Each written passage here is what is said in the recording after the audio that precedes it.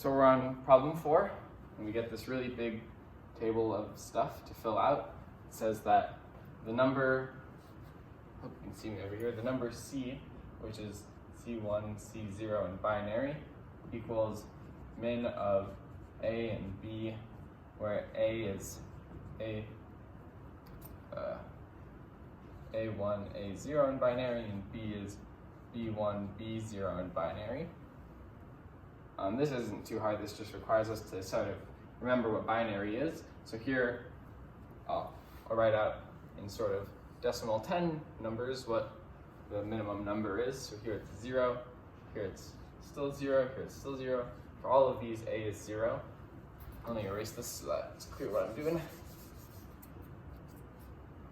Here, we have B as 0, although A is 1. So A is 1 for all of these. So the min is going to be 1, because these are 1 and above. Here A is 2, so A is 2, B is 0, the min is, did I mess up? Yeah, sorry. Here it's going to be 0. Here A is 2, B is 1, the min is 1. Here A is 2, B is 2, the min is 2. Here A is 2, B is 3, the min is 2. Here A is 3. For all of these, the min will be 3.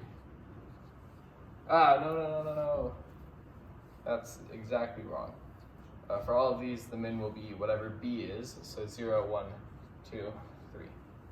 Okay, and then we just have to write these numbers over here. For C, 0, 0, 0, 0, 0, 0, 0, 0, 0, 0, 0, 1, 0, 1, 0, 1, 0, 0, 0, 1, 0, 1, 0, 1, 0, 0, 0, 0, 1, 1, 0, 1, 1. Okay, and then it asks us to, I think, write Boolean expressions for C1 and C0. Okay, and we can just look at this table for a second. Some of you really like sum of products and want to write out a full page for this. I don't prefer that method, so I'm going to try to figure out some sort of, hopefully a little bit simpler than raw sum of products way to do this. We'll start with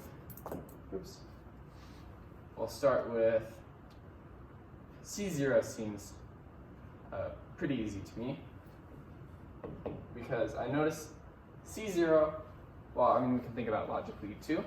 C0 is the lower order digit. It looks to me like C0 is 1 whenever we have a 1. Is that true? Whenever we have a 1 in either B0 or, oh, that's not true up here, is it? Ooh, let's see. Let's think about this a little bit more. C0, we just take all the cases where it's a 1. We have A as a 1, and B, the whole B is 1, 2, or 3.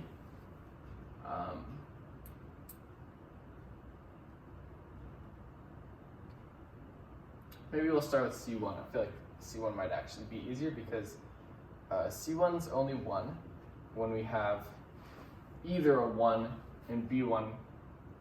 We need a 1 in A1 and B1. Okay, that was a little bit messy. What I said was that, or what I meant to say, what I ended up deducing is that for C to be 1 here, the overall number C will be 2 or 3. And for that to be true, both A and B have to be 2 or 3, since C is the minimum of them. And for them to be 2 or 3, A1 and B1 have to both be 1. So C1 we can think of as, it wants a Boolean expression, so I'm supposed to use times, I think. But A1 times, I'll use a little star, B1. I hope you can see that. I'm never sure exactly where the camera points. But I'm saying C1 is A1 and B1. Now C0, I guess going to be a little bit harder. Let's try to come up with some fun cases for it. So one thing I can note is that C0 is 1 whenever B0 and A0 are both 1. Here, here, and here. Because C has to be either B or A. So when both of them are 1, C will also be 1. So I can say something like, can you see more on the left or on the right? Oh, you can see a lot on the left, so I'll write C0 over here. So one of the options is B0 and A0. That covers this one, this one,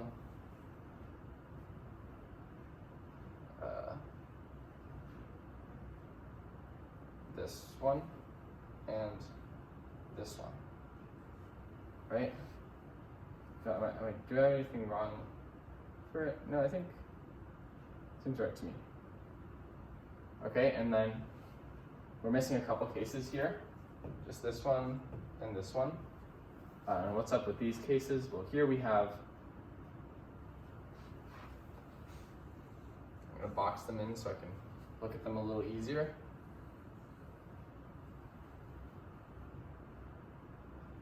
So we have one of these numbers is 2 and the other one is 1.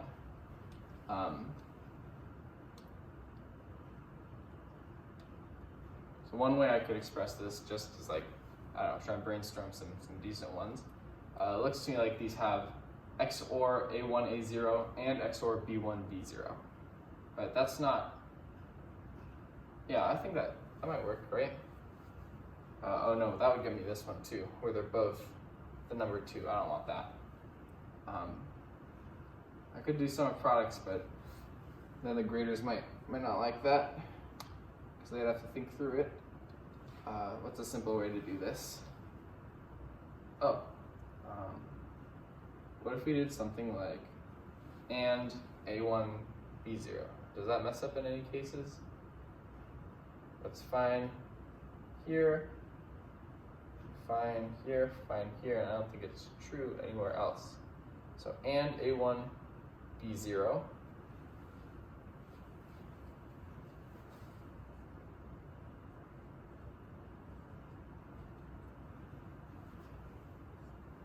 And then, so that's this one here, A1, B0.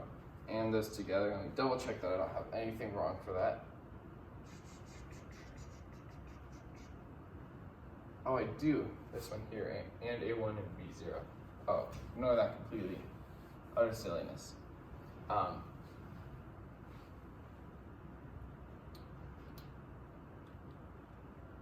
Well, I shouldn't have erased it. I should have just found a way to disinclude this case here. I could have said something like and A1, B0, and not, where am I going? So and A1, B0, and like not this one. And that will take care of this case here. Yeah, so I'll say that. I'll say A1 and B0 and not.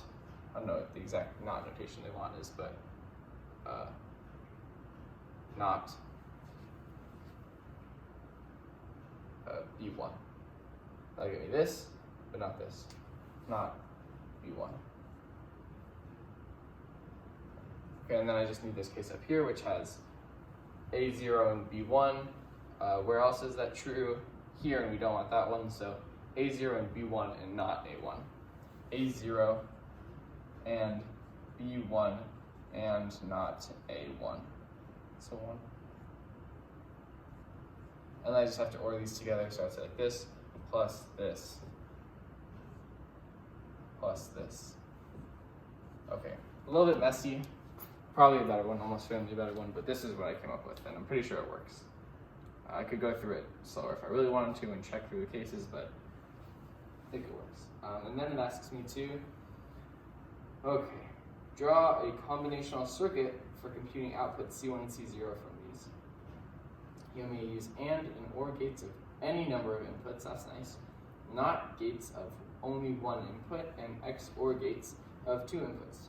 Simple gates as boxes. Be sure to label your input and output wires of gates. If you don't, use the standard symbols. Okay. So I'm just going to use my Boolean expressions. I don't need any of this table. I trust that my Boolean expressions are good.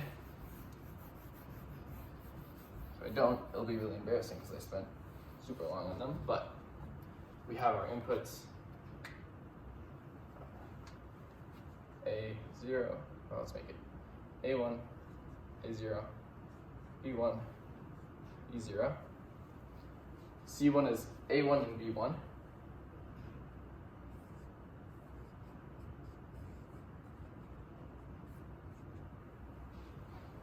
C0, we gotta make a little bit of a mess for.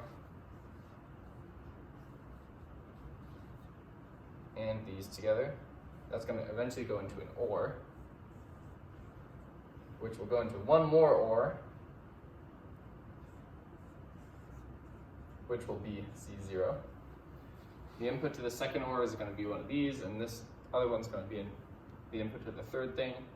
We already have B1 and A1, so I'll use my B1 and A1 from here, add in A0, so this